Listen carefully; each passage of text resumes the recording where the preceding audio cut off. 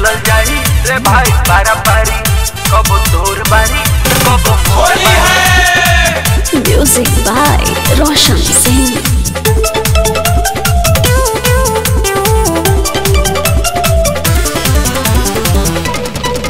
देख भैया के साली घरे आई बिया बिया अभिले कुंवार न टिकाइल बिया बिया अभिले कुंवार न टिकाइल बिया।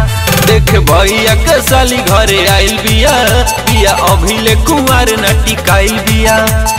एही जे तू रह हम जात बानी पहिले एही जे तू रह हम जात बानी पहिले जनी करी है हमार पटीदारी सारे अकेले ही मजा कर बेटा। अरे ना भाई कब तोर बारी तो कब मोर बारी रंग डालल जाही रे भाई पारा पारी कब तोरे बारी तो कब मोरे बारी मजा लिहल जाई रे भाई पारा पारी।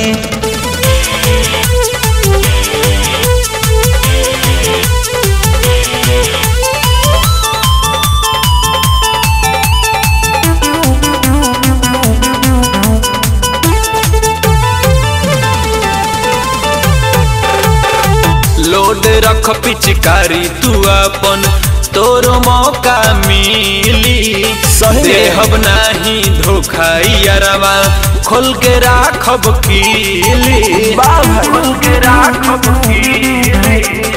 लोड रख पिचकारी तू अपन तोरो मौका मिली देहब नाही धोखा यारवा खोल के राखब कीली।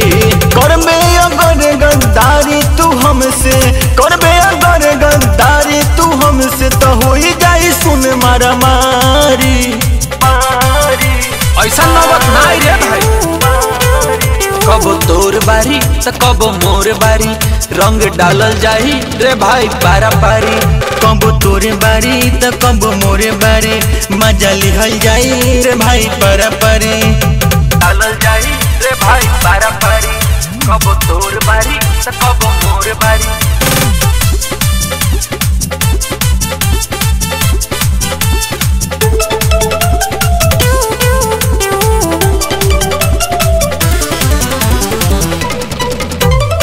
रहते बारे बालास्ट हो आजकल हमनी के चक्कर में अच्छा रही है तू तनी छिपके रे सोना आई है मत नजर में टेंशन फ्री आई है मत नजर में। रहते बारे बालास्ट हो आजकल हमनी के चक्कर में रही है तू तनी छिपके रे सोना आई है मत नजर में।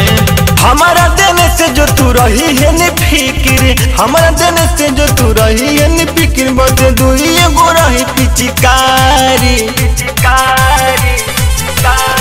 बारे भाई समझदार तो बारे कब तोर बारी तो कब मोर बारी रंग डालल जाही रे भाई पारा पारी कब तोरे बारी तो कब मोरे बारी मजा लिहल जाई रे भाई पारा पारी।